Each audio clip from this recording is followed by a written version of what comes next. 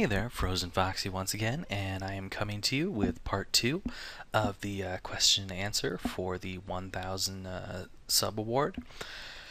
Let's see, now we've got JC Rebel 18 here, who the first thing he's asking me is how expensive is Alpine equipment?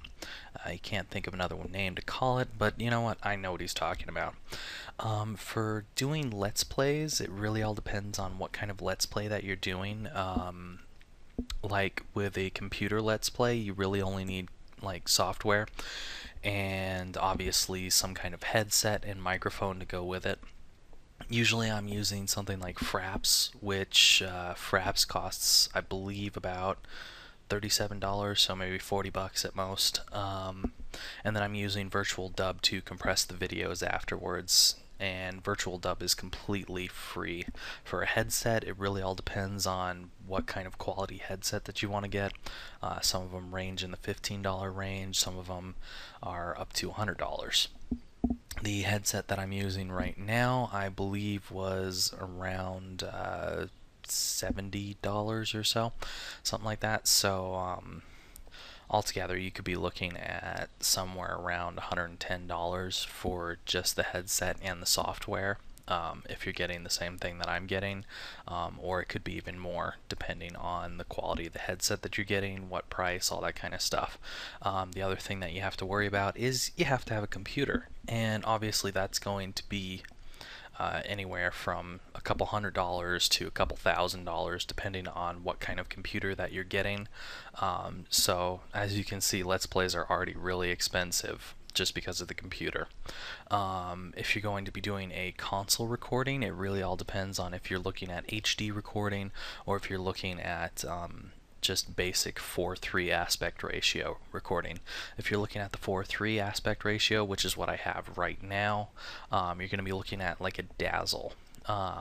And Dazzles run somewhere around $40 to $70 depending on which one you're buying. Then you also have to get cords to go with it, and if you're getting like S-video cords, those can be anywhere from $6 on up to like $40.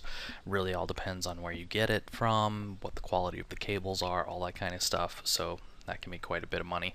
And then basically I like to use Fraps with it as well, so that I can record using Fraps rather than the Pinnacle Studio software that comes with it, because the Pinnacle Studio software literally limits how long you can record, whereas Fraps allows you to record continuously without having to do the stop and go sessions, which I'm having to do with Camtasia right now, which I'm using to record my screen at this point.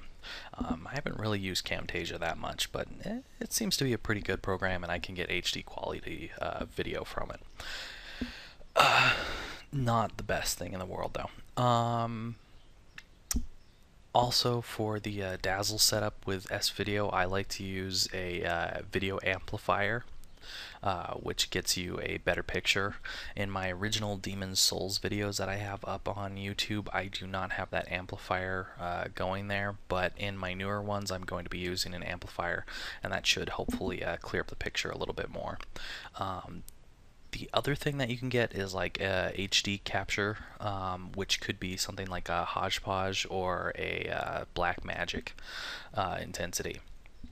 But the problem with the Blackmagic is that that's going to be going through an HDMI cable, and things like the PlayStation actually block recording from that HDMI cable because they're afraid that you're going to put in a Blu-ray, re-record it, and redistribute it, pirate it, and all that kind of stuff.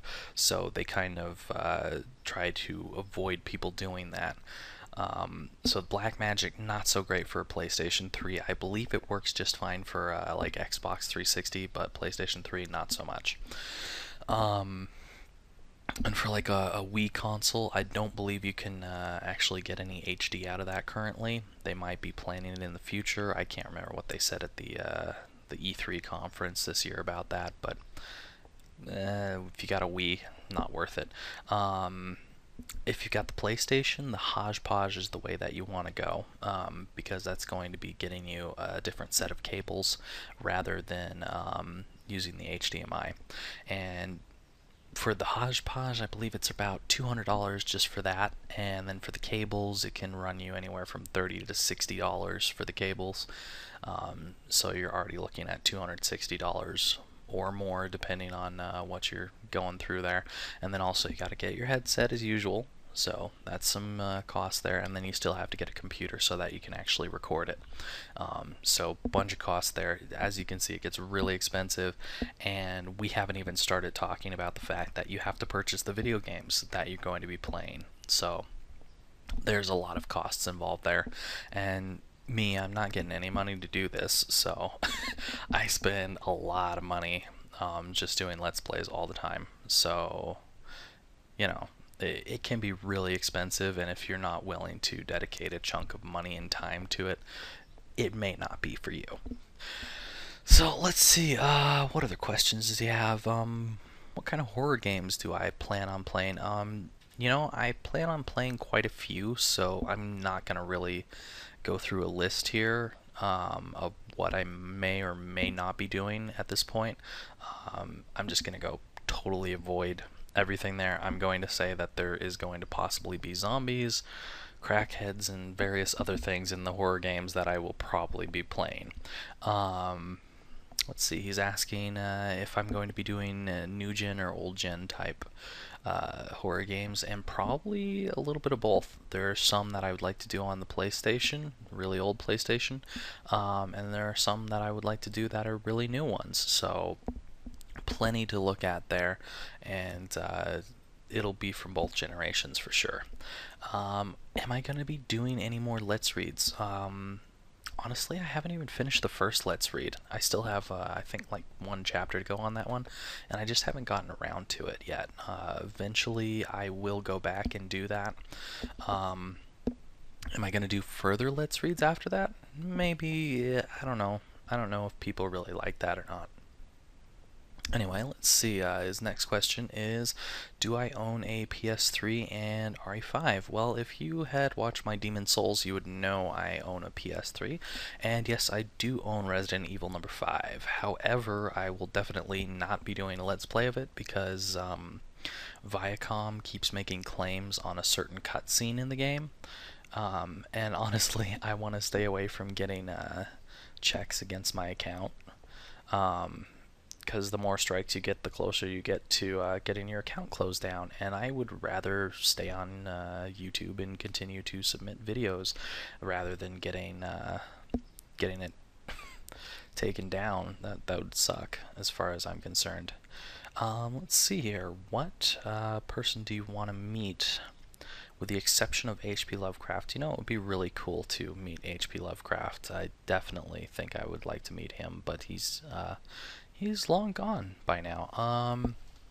Famous people that I would like to meet, David Tennant from Doctor Who, Stephen Russell, who's the voice of Garrett, John DiMaggio, who's done a ton of stuff, but I loved his Smiling Jack in Vampire the Masquerade Bloodlines, Carl Elwes, who did the Bard of The Bard's Tale, Stan Lee from comic book fame, Stephen King, obviously a great horror writer, inspired by H.P. Lovecraft, good one. Johnny Depp, just because it's Johnny Depp. Mila Jovovich, she was really cool as Alice as far as I'm concerned. Don't care what any other Resident Evil fans have to say about that. Really liked her in Fifth Element as well. Let's see, for like Let's Players, internet personalities, that kind of stuff. I would go with like SSOHPKC, Scottish Duck 17, Quadraxis 14, Tatsudoshi, the Retsupure people, probably the Angry Video Game Nerd, and Benyatsi Croshaw. Benyatsi Croshaw is awesome. Oh, and I definitely would have to go also with Bash12349 and Yoshi. They make a great combo. Anyway, we'll go ahead and see you a little later, because this video is coming to a close. Bye for now, everyone.